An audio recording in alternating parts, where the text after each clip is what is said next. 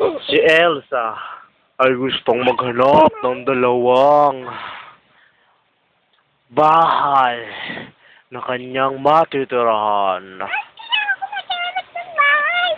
Gusto niya ng malapit sa kanyang opisina, ngunit hindi niya naman gustong iwanan ang kanyang bahay. Sa kanyang paglalakad sa kanto ng Novaliches ay may nakita siyang isang bahay na nakalagay ay rent for sale. Kaya sinubukan niya itong bilhin. Ngunit hindi niya ito inukuhan. Kaya bilhin niya na lang ito. Kaya habang nalakad siya ay kumakatok na siya. Tao po. Tao po? Oh, Ineng! Bakit? Anong kailangan nyo? Pwede ko mabili ng inyong bahay? Aba, Ineng! Sige!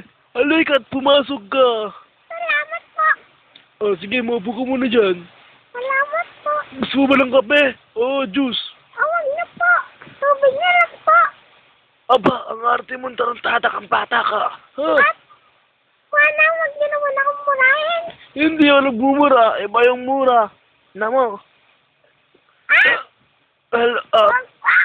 Sige, teka lang. Kukuhanin ko na ang kontrata upang bilhin ng iyong bahay. Salamat po.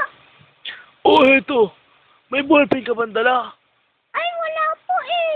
Oh, ang tanga-tanga naman. Ay, naku, ate. Ito na ang ballpen ko. Bukaset. Oh, ito na. Ngayon, pirma mo na. Nasa'yo na tong bahay na to. Sige po. Nilagdaan na ni Lyra ang kontrata ng bahay at tuluyan niya na itong naging sa kanya. Tuwang-tuwa naman siya noon sapagkat ang laki nga ng bahay na yun. At may mga luma pang gamit sapagkat mahilig rin siya sa mga antiques. Lumipas ang araw. Madilim na madilim at walang kuryente ang kanyang bahay. Nainip si Lyra. Elsa pala. At sinubukan niyang bumili ng baterya sa may tindahan at nilagyan Baterya nga po. Nilagyan niya ng bateryang radyo. At sa may radyo ay may nagsasalita na, Tulong! Tulong! Tulong! Tulong! Huwag niyo akong tatakutin. Huwag niyo ako sasabihin. Parang awa niyo na! Parang awa niyo na! Please! Ano bang kailangan mo? Kinabahan si Lyra nang marinig ang radyo na tumutunog na ganun. Kaya ibinato niya ang radyo! Tumakbo si Lyra palabas ng bahay. Dala-dala ang kanyang gamit.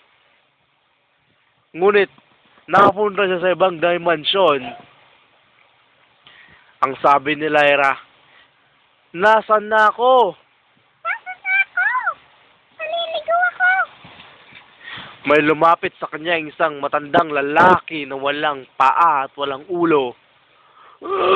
Hindi mo ako tinulungan dahil dyan, magbabayad ka!